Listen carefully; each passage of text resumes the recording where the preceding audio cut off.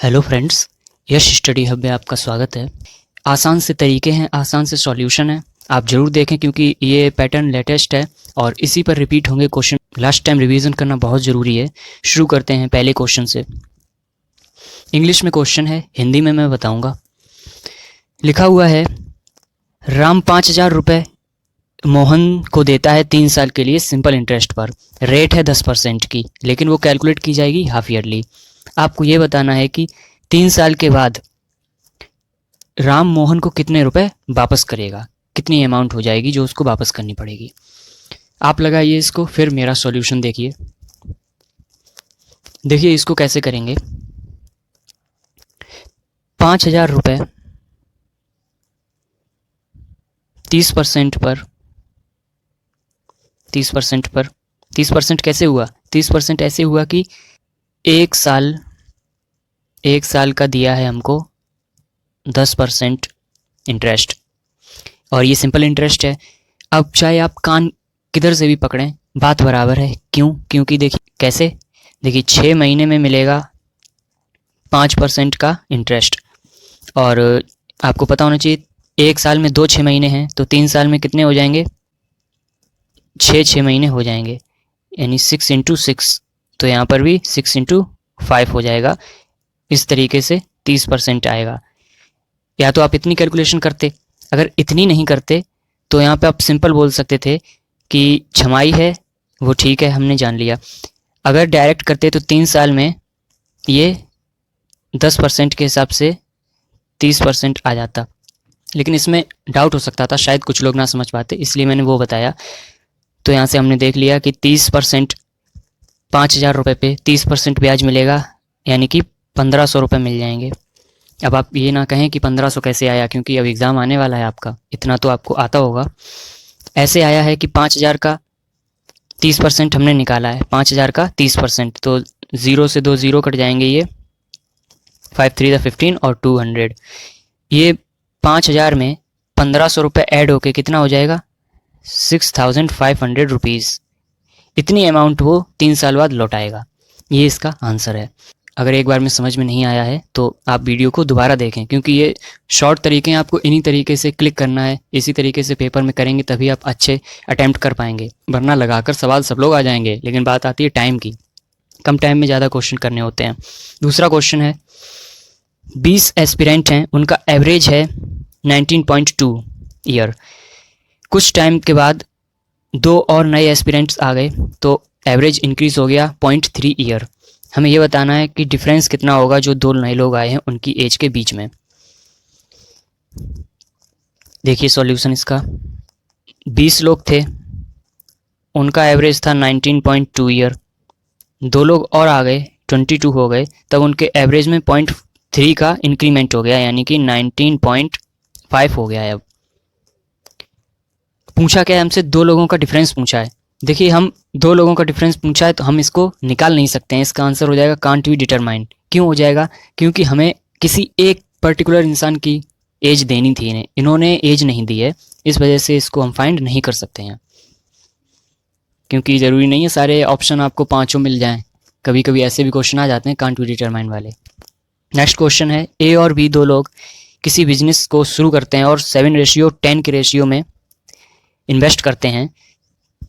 C join करता है 3 महीने बाद, और वो एक ही इन्वेस्टमेंट का 1.5 यानी कि 1/2 पूंजी निवेश करता है। 1 साल के बाद जो टोटल प्रॉफिट हुआ है उसमें सी का प्रॉफिट है 12,600। तो हमें ये बताना है कि ओवरऑल टोटल प्रॉफिट कितना मिला है। देखिए 3 लोग हैं, A ratio B ratio C. इसका रेशियो 7 है, 12 महीने तक लगा रहा है। इसका रेशियो 10 है, ये भी 12 महीने तक लगा रहा है। लेकिन ये लगा रहा है 3 महीने बाद ज्वाइन कर रहा है, यानी कि 9 महीने तक रहेगा। और ए ने किया है 7, और इसका भी देखिए 1/2 का मतलब होता है 3/2। इसका मतलब ये 3/2 लगा रहा है एक ही आय का। इस तरीके से इसको सॉल्व करेंगे। अब इसमें कैलकुलेशन है, लेकिन इससे शॉर्ट तरीका शायद नहीं है इसका, तो आपको थोड़ी बहुत कैलकुलेशन किसी किसी क्वेश्चन में करनी पड़ेगी। देखिए 3 से डिवाइड करते हैं, 3 से ये गया 4 टाइम, ये गया 4 टाइम। अब इस 2 को उठा के पूरे में मल्टीप्लाई करेंगे क्योंकि सिंप्लीफाई करना है। तो देखिए 4 7 जा 28 और ये 2 आएगा, यानी यहाँ हो जाएगा 56। यहाँ पर कितना है, 10 4 जा 40 और 2 और मल्टीप्लाई हो जाएगा, ये हो जाएगा 80 और यहाँ पर हो जाएगा 63। ठीक है, अब दिया क्या है हमको दिया है सी का प्रॉफिट, सी का शेयर 12,600 दिया है।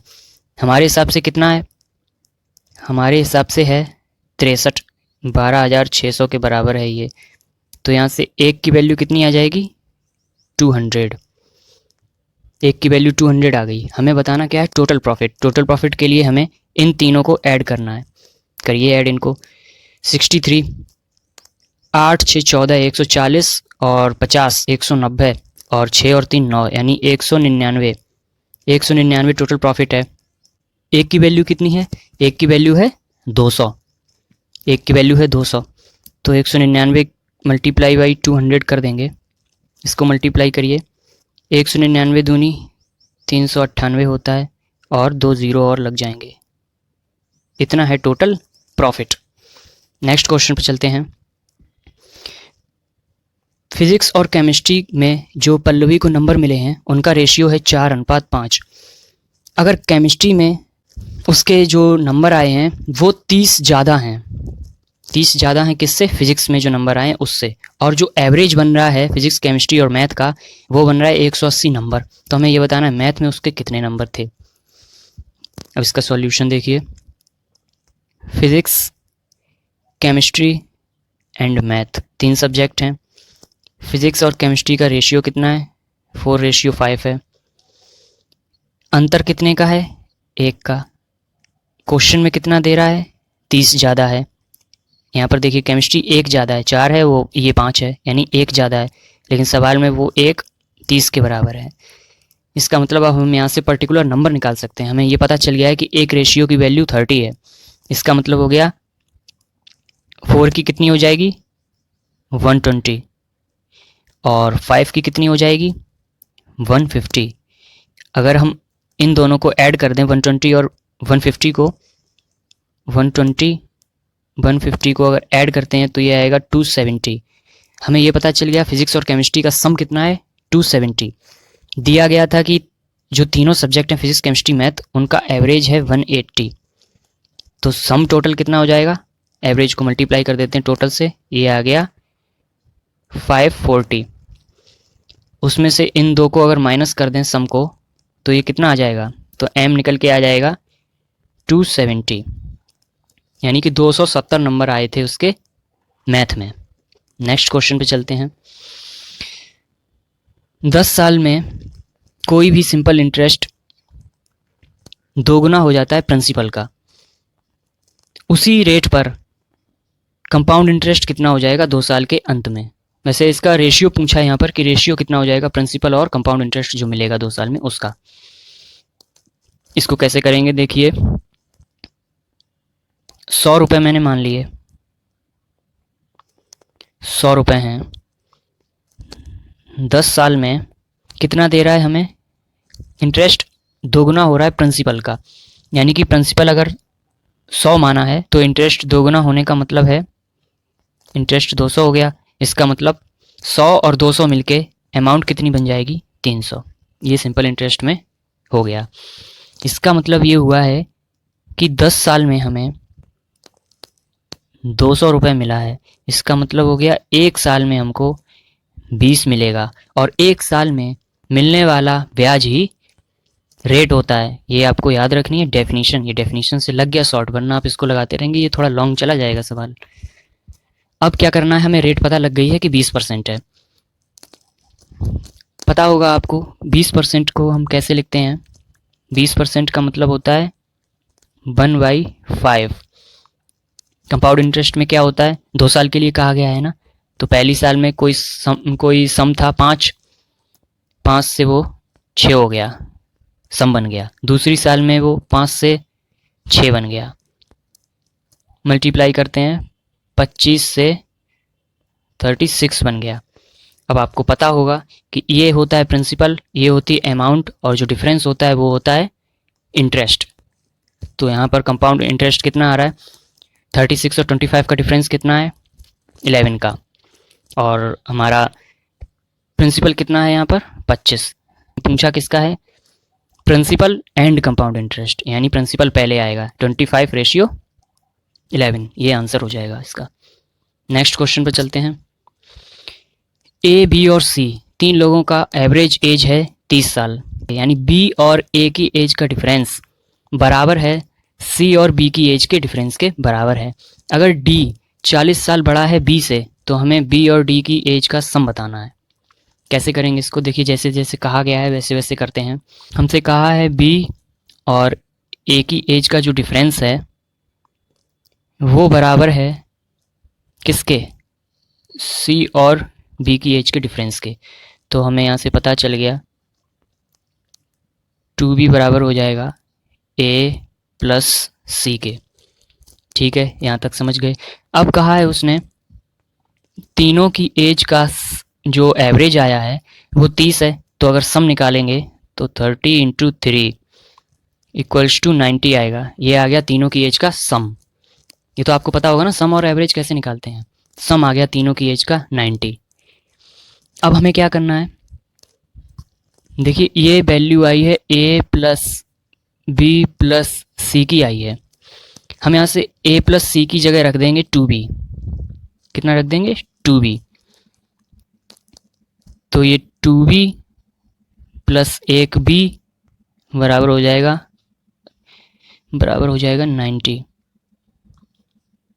90। तो यहाँ से हमें पता चल गया कि b आ गया 30 साल, b की एज आ गई 30 साल। अब हमसे पूछा क्या है, d के लिए ये कहा है कि वो 40 साल बड़ा है किससे, b से, तो d हो जाएगा 4 3 7 यानी 70 साल का। तो हमसे पूछा क्या है, हमसे पूछा है b और d की एज का सम। तो b और d की एज का सम निकल आएगा, ये है 70 साल का d और b है 30 साल का, यानी कि 100 साल का इनका सम है। Option number B is right answer. Next question पर चलते हैं। अच्छा क्वेश्चन है, पाइप पी है कोई, वो एक किसी टैंक को 4 घंटे में भर सकता है। पाइप क्यू है कोई, वो 8 घंटे में इस टैंक को भरे हुए को खाली कर सकता है। अगर दोनों पाइप अल्टरनेट चलते हैं लेकिन 2-2 घंटे के लिए, पहले 2 घंटे कौन चल रहा है, सबसे पहले पी चला 2 घंटे, उसके बाद क्यू चला 2 घंटे, ऐसे अल्टरनेट चल रहे हैं। तो हमें ये बताना है कि कम्प्लीटली टैंक कितने टाइम में भर जाएगा। शुरू करते हैं इसका सॉल्यूशन। देखिए पी सबसे पहले क्या करता है, 4 लीटर भरता है। क्यू करता है क्या, 8 लीटर खाली करता है। एलसीएम हो गया 8, यानी हमारे हिसाब से 8 लीटर का टैंक है। अगर 8 लीटर का टैंक है, पी की इफ़िशियंसी क्या हो जाएगी, फिर पी की इफ़िशियंसी हो जाएगी 2 लीटर पर आवर ये पानी को भर रहा है। क्यू की एफिशिएंसी क्या हो जाएगी, -1 लीटर, यानी 1 लीटर पर आवर से ये पानी निकाल रहा है टैंक से। ये इनकी इफ़िशियंसी है। अब क्या कहा है इसने, अल्टरनेट चल रहे हैं 2-2 घंटे के लिए। पहले चल रहा है पी, यानी कि पहले 2 आवर में पी कितना चल लेगा, 4 लीटर भर लेगा। नेक्स्ट 2 आवर में क्या होगा, क्यू चलेगा, ये 2 लीटर खाली कर देगा। कुल मिलाकर क्या हुआ, 4 घंटे में टैंक भर पाया है 2 लीटर। 4 घंटे में टैंक कितना भरा, 2 लीटर भरा है केवल। अच्छा, नेक्स्ट 4 घंटे में 2 लीटर और भर गया, यानी कि कितना हो गया, 4 लीटर टोटल। 4 लीटर भर चुके हैं हम टैंक को 8 घंटे में। अब नेक्स्ट कौन आएगा, देखिए यहाँ पर पी क्यू, फिर यहाँ पर पी क्यू, अब आएगा पी। अब पी आया है, पी का क्या है, एफिशिएंसी है उसकी 4 लीटर भरेगा, वो भरेगा 4 लीटर 2 घंटे में। बचा कितना है यहाँ से, अभी 4 घंटे बचा है, क्योंकि हम 4 लीटर भर चुके हैं, तो 4 लीटर ये अभी बाकी भी है हमारे हिसाब से, यानी कि वो पूरा क्या करेगा, 2 घंटे ले लेगा अपने। भाई वो 2 घंटे में कितना भर रहा है, 4 लीटर भर रहा है, तो 2 घंटे और ले लेगा। हम कितना कर चुके हैं टोटल, 8 घंटे। 8 घंटे में टैंक भर चुका है 4 लीटर। नेक्स्ट 2 आवर नंबर आया उसका पी का, और पी की इफ़िशियंसी 2 घंटे में कितनी है, 4 लीटर की, यानी टोटल 8 लीटर भर गया। कितने टाइम में भर गया, 10 घंटे में। इसका आंसर है 10 आवर। इस तरीके से इस सवाल को हम डील करेंगे। 10 आवर इसका आंसर है। नेक्स्ट क्वेश्चन, कहा है कि सिंपल इंटरेस्ट मिल रहा है किसी सम पर 6,000 रुपये 5% के रेट पर 6 साल में।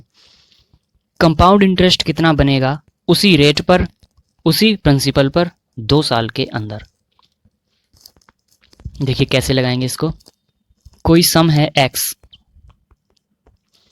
5% की दर से 6 साल में वो 6,000 रुपये का ब्याज दे रहा है, ये कहा है हमसे।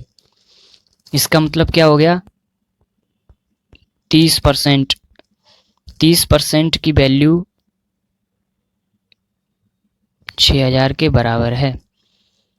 इसका मतलब हो गया 10% की वैल्यू बराबर हो जाएगी 2,000 के, तो 100% कितना हो जाएगा, ये हमें अमाउंट मतलब सम मिल जाएगा।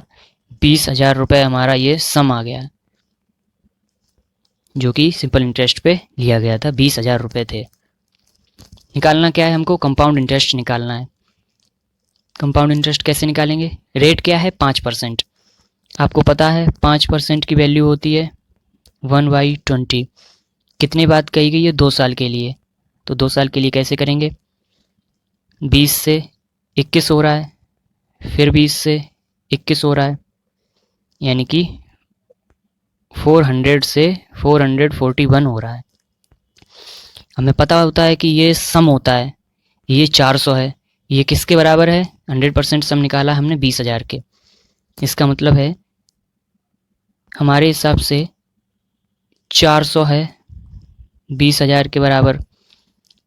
इसका मतलब क्या हो जाएगा, इसका मतलब हो गया है 1 यूनिट किसके बराबर आ जाएगा, 50 रुपये के। पूछा क्या है हमसे, इंटरेस्ट पूछा है। इंटरेस्ट कैसे निकालते हैं, सम और अमाउंट में डिफरेंस को कहते हैं हम इंटरेस्ट। कितने का है, 41 का, तो 41 इंटू 50 कर दीजिए, कितना आएगा, मल्टीप्लाई करेंगे 2050 रुपीज़। 2050 रुपीज़, ये उसका आंसर हो गया। Option number E is the right answer. Option number ई इसका राइट आंसर है, 2050 ऑप्शन में नहीं है। इस तरीके से डील करेंगे। लास्ट क्वेश्चन है ये आज की क्लास का। अंजना ने स्कोर किया है 80 नंबर आउट ऑफ 150। 150 में से 80 नंबर आए हैं हिस्ट्री में, 120 में से 95 आए हैं उसके इंग्लिश में। उसको ओवरऑल 70% गेन करना है 3 सब्जेक्ट में। तीसरा सब्जेक्ट कौन सा है, जियोग्राफी, जो कि 100 नंबर का है। तो ये बताना है कि उसके 100 में से कितने नंबर आएंगे जो ओवरऑल उसके 70% बन जाएं। कैसे करेंगे इसको, सब्जेक्ट कौन कौन से हैं, हिस्ट्री है, इंग्लिश है और जियोग्राफी है। उसके बाद टोटल नंबर कितने का है और उसने गेट कितने किए हैं। देखिए हिस्ट्री था 150 नंबर का, जिसमें से उसको 80 मिले हैं। इंग्लिश है 120 नंबर की, जिसमें उसको मिले हैं 95 मार्क्स। जियोग्राफी है 100 मार्क्स की, हमें बताना है कि उसको कितने नंबर मिलेंगे जियोग्राफी में। ये था सवाल। देखिए कैसे करेंगे, ओवरऑल उसको कितने चाहिए, 70% चाहिए। इनको ऐड करिए, ओवरऑल कितना है, 15, 12, 27, 10, 37, यानी कि 370 नंबर टोटल, ये टोटल मार्क है। और इसको चाहिए 70%। अगर हम इसका 70% निकालते हैं तो ये आ जाएगा 259, यानी कि उसको ओवरऑल 259 नंबर चाहिए। अच्छा इनको ऐड करिए आप, 80 + 95 करेंगे तो ये आएगा 175, यानी कि 2 को मिला के, हिस्ट्री और इंग्लिश मिला के उसको 175 नंबर मिले हैं। टोटल नंबर उसके आने हैं 259। इसका मतलब है इसमें से हम 175 माइनस करते हैं कितना मिलेगा हमको, तो x की वैल्यू निकल के आ जाएगी 84। यही आंसर है ऑप्शन नंबर ई। 84 नंबर उसके ज्योग्राफी में आएंगे। उम्मीद करता हूँ क्लास आपको पसंद आई होगी, और अगर समझ में एक दो सवाल नहीं आए हों तो आप वीडियो को दोबारा देखें। बहुत अच्छे से प्रैक्टिस कराई है मैंने। पढ़ते रहें, ख्याल रखें अपना। Bye, take care.